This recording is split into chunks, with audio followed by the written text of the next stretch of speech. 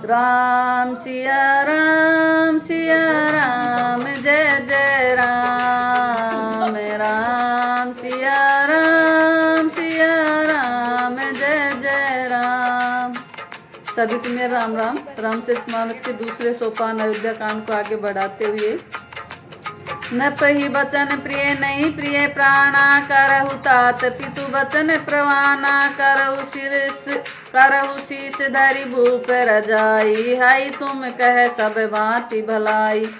राजा को वचन प्रिय थे, प्राण प्रिय नहीं थे, इसलिए हे तात पिता के वचनों को प्रमाण सत्य करो, राजा की आज्ञा सिर चढ़ाकर पालन करो, इसमें तुम्हारी सब तरह भलाई है।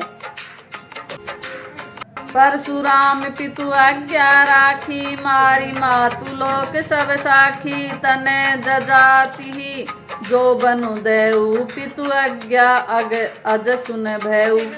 परशुराम जी ने पिता की आज्ञा रखी और माता को मार डाला। सब लोग इस बात को जानते हैं, साक्षी हैं। राजा ययाति के पुत्र ने पिता को अपनी जवानी दे दी। पिता की आज्ञा पालन करने से उन्हें पाप और अपयश नहीं हुआ। अनुचित उचित विचार तजी, जे पालई पितु बैन, ते भाजन सुख सुजस, के बसही अमर पति एन। जय सिया राम जय हनुमान।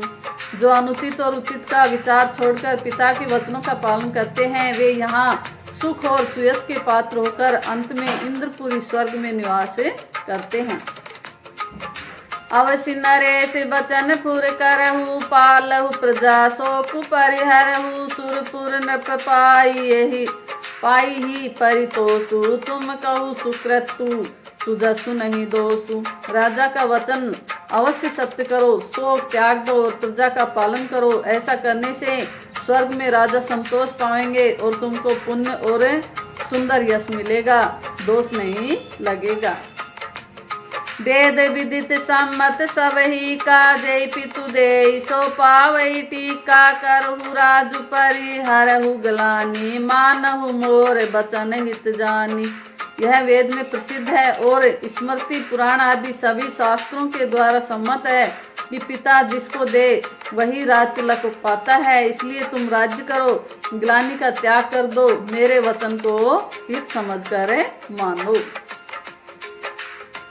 सुनि सुख लहब राम वैदेही, अनुचित कहबन पंडित के ही, कौशल्यादि सकल में तारी, तेउ प्रजा सुख होई सुखारी। इस बात को सुनकर श्री रामचंद्र जी और जानकी जी सुख पाएंगे और कोई पंडित इसे अनुचित नहीं कहेगा। कौशल्या जी आदि तुम्हारी सब माताएं भी प्रजा के सुख से सुखी होंगी। परम तुम्हारे राम कर जानी, सो सब विधि तुम सन भल मानही, सपने हूँ राजू राम के आए, सेवा करे स्नेह सुहाए। जो तुम्हारे और श्री रामचंद्र जी के श्रेष्ठ संबंधों को जान लेगा, वह सभी प्रकार से तुमसे भला मानेगा। श्री रामचंद्र जी के लौट आने पर राज उन्हें सौंप देना और सुंदर स्नेह से उनकी सेवा करना। कीजिए गुरे आय सुअवसी, कहे सचिव कर जोरी, रघुपति आए उचित जस, तस तब करब बहोरी। जय सिया राम जय हनुमान। मंत्री हाथ जोड़कर कह रहे हैं, गुरुजी की आज्ञा का अवश्य पालन कीजिए।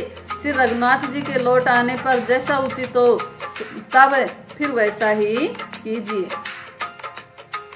कौशल्या धरि धीरज कहई, पूत पथ गुर आय सुअहई, सो आदरिय करिय हित मानी, तजिय विषाद काल गति जानी।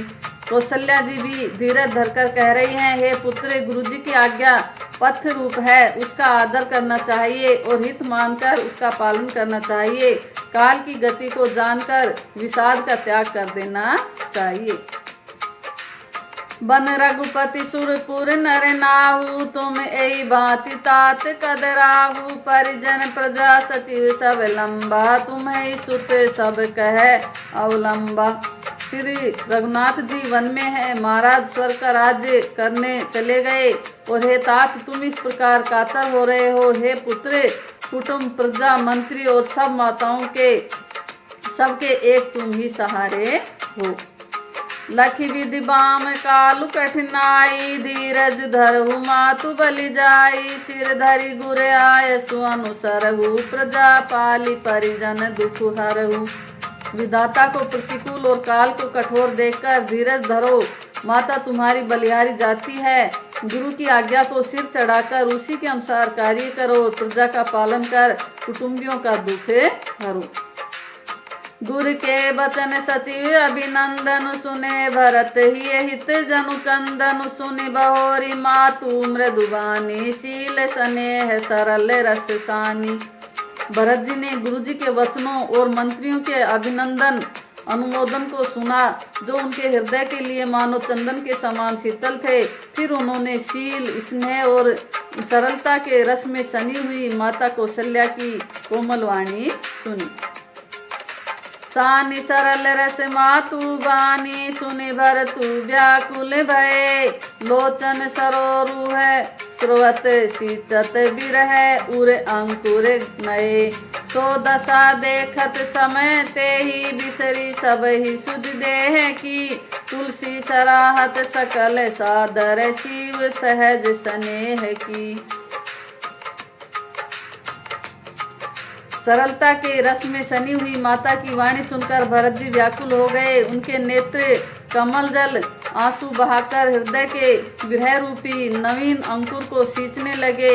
नेत्रों के आंसुओं ने उनके वियोग दुख को बहुत ही बढ़ाकर उन्हें अत्यंत व्याकुल कर दिया। उनकी दशा देखकर उस समय सबको अपने शरीर की सुध भूल गए। तुलसीदास जी कहते हैं, स्वाभाविक प्रेम की सीमा श्री भरत जी की सब लोग आदर पूर्वक सराहना करने लगे। भरत कमल कर जोरी, धीर धर धुरंधर धीर धरी, बचन अमीय जनु बोरी, देते उचित उत्तर सब ही। धैर्य की धुरी को धारण करने वाले भरत जी धीरज धरकर कमल के समान हाथों को जोड़कर वचनों को मानो अमृत में डुबोकर सबको उचित उत्तर देने लगे। मोहि उपदेश दीन गुरुनी का, प्रजा सचिव सम्मत सब ही का, मातु उचित धरि आय सुदिन्ना, अवश्य शीश धरि चाहु किन्ना। गुरु जी ने मुझे सुंदर उपदेश दिया, फिर प्रजा मंत्री आदि सभी को यही सम्मत है। माता ने भी उचित समझकर ही आज्ञा दी है और मैं भी अवश्य उसको सिर चढ़ाकर वैसा ही करना चाहता हूँ। गुरु पितु मातु स्वामी हित बानी, सुनी मन मुदित करिए भली जानी, उचित की अनुचित किए विचारु, धर्म जाय सिर पातक भारू।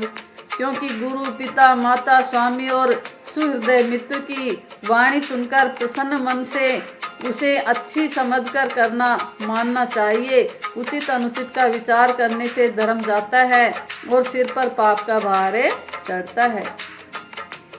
तुम तऊ देहु सरल सिख सोई, जो आचरत मोर भल होई, जदपि है समझत हऊ नीके, तदपि होत परितो सुन जी के। आप जो मुझे सही वही सरल शिक्षा दे रहे हैं जिसके आचरण करने में मेरा भला हो। यद्यपि मैं इस बात को भली भांति समझता हूँ, तथापि मेरे हृदय को संतोष नहीं होता। अब तुम विनय मोरी सुन लेहु, मोहि अनुहरते सिखावनु देहु, उतरु देहु क्षमब अपराधु, दुखित दोष गुण गणहीन साधु। अब आप लोग मेरी विनती सुन लीजिए और मेरी योग्यता के अनुसार मुझे शिक्षा दीजिए। मैं उत्तर दे रहा हूँ, यह अपराध क्षमा कीजिए। साधु पुरुष दुखी मनुष्य के दोष गुणों को नहीं गिनते। थैंक यू, धन्यवाद।